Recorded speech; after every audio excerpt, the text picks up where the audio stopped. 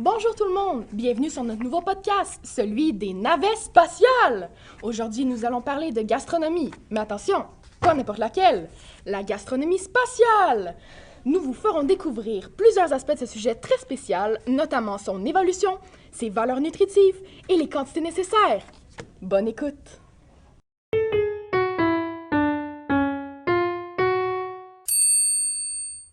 Il y a 62 ans, le premier programme spatial a fait son apparition, Mercury. Lors de celui-ci, les astronautes ne possédaient pas la gastronomie comme celle d'aujourd'hui. Ils devaient donc se contenter d'aliments en petits cubes ou en tubes, comme si on avalait de la pâte à dents.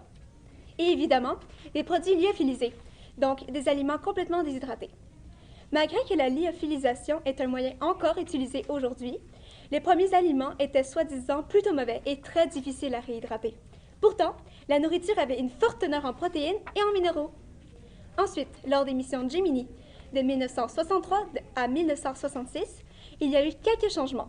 Par exemple, un ajout de gélatine sur les petits cubes, pour éviter qu'ils s'émiettent, puisque les petits grains pouvaient aller se loger dans certains équipements et provoquer un dysfonctionnement.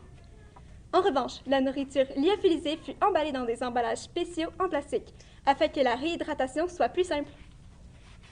En 1961, le programme Apollo voit le jour. Avec cette nouvelle apparition, la qualité des aliments ne cesse de s'améliorer. Les astronautes de cette mission furent les premiers à posséder de l'eau chaude.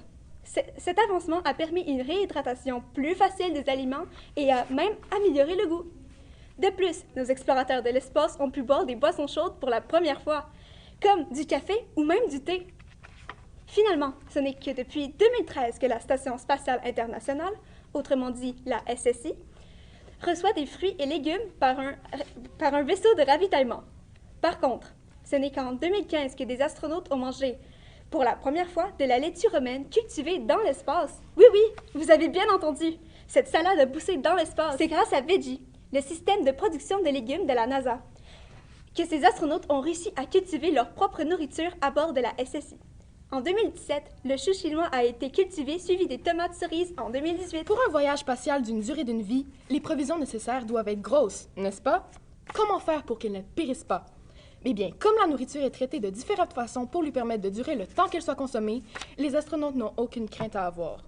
Cette nourriture se retrouve sous forme fraîche, comme des légumes ou des fruits, nature, comme les tortillas ou des noix, séchée, les fruits séchés, irradiée, donc soumise à des rayons ionisants, comme les poitrines de poulet, réhydratées, comme les épinards ou les boissons, ou thermostabilisées, donc traitées à la chaleur, comme la salade de thon. Les astronautes ont droit à 3 repas par jour et une collation. Ceux-ci peuvent avoir de la nourriture particulière, comme des spécialités de chez eux. Par exemple, l'astronaute québécois David Saint-Jacques a eu droit à un repas de chili que sa femme avait cuisiné, qui l'a réhydraté et réchauffé. Pour un voyage de l'espace dans 6 mois, comme elle a dit, un vaisseau va expédier des provisions supplémentaires à certains moments. Mais pour un voyage de durée indéterminée, pourrait-on envisager l'agriculture dans la navette? Des légumes comme la laitue et des radis ont déjà poussé dans l'espace grâce au système Veggie. Malheureusement, il s'agissait seulement que des tests, donc les quantités n'étaient pas assez grosses pour nourrir un équipage.